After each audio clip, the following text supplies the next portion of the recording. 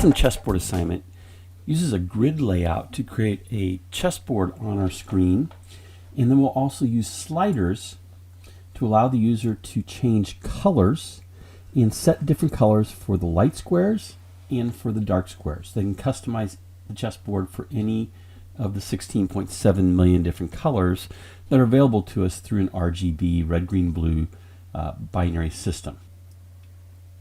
One of the tips I give you here is the rows of a chessboard are laid out numerically with 1 at the bottom, 8 at the top, and then the columns are labeled A through H, such that any square can be referred to by the number and the letter. So here we have square 6F, which is row 6, column F. We're going to create our chessboard 64 buttons, and each button will then be named BTN, followed by the cell nomenclature of 1A, 6F, 3C, 8A, and so forth.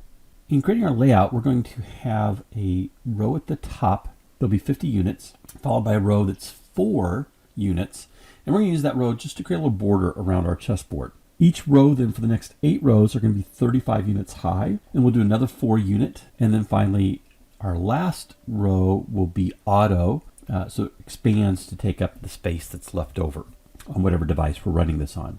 We'll do the same thing for our columns. Our first column is going to be a star, and our last column will be a star with, going to center our chessboard. But then we have 2 columns on the outside of our chessboard that again will be 4, and that'll be used for our border. And then column with indices 2 through 9 will be 35 units wide. That'll give us squares that are 35 by 35 units on our device.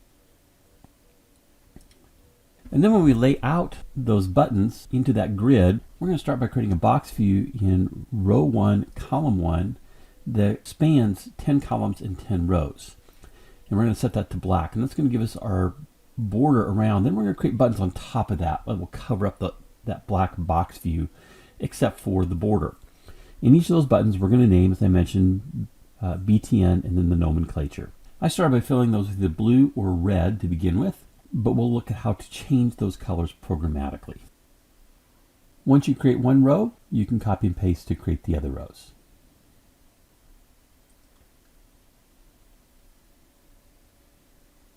In that final grid row, row 11, we're going to create a stack layout, and it'll have a label saying create a new square, and it'll have another horizontal stack layout, and inside that horizontal stack layout will be a vertical. And inside that vertical stack layout will be 3 horizontal layouts, 1 for each of our red, green, and blue sliders. Those horizontal layouts will contain the slider and a label. We'll also have a box view for our color swatch that'll be in the outer horizontal layout. And then we'll add 2 buttons, one to set the light colors and one to set the dark colors. For our programming, we'll set up object arrays of dark squares and light squares. Each of these will be button arrays, and they'll contain 32 elements. And then we'll set class level integer variables of red value, green value, and blue value.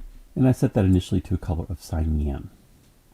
And then for our constructor for the layout, we'll initialize the components, and then we're going to create 2 temporary arrays that will contain those buttons.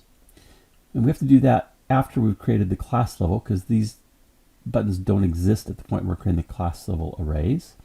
And then I'll use a loop to set the dark squares and the light squares to each of the indices of those 2 temporary arrays. I'm going to use a method called change dark and pass it color.black and change light color.white. Let's take a look at those 2 methods. So here the methods are change dark. We're going to pass it the color, and it's simply going to go through that dark squares array and change the background color of each of the buttons in that array. And we do the same thing with the light, passing a color and changing the indices of the light squares array to that color that we passed for the background color. And then we'll create some event handlers for our set light and set dark, in which we're going to take the background color of our box view named BV swatch and pass that to either change light or change dark.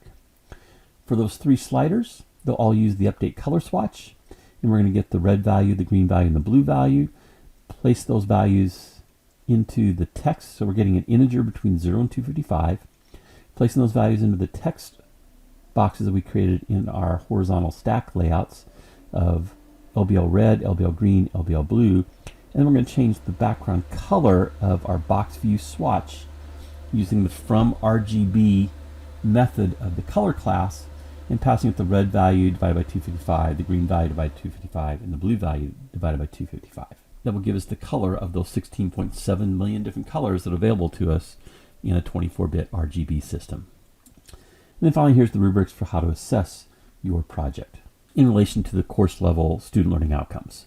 If you just jumped into this video, you can see all the videos from the C# Xamarin Programming Cohort playlist by clicking on the image in the lower right.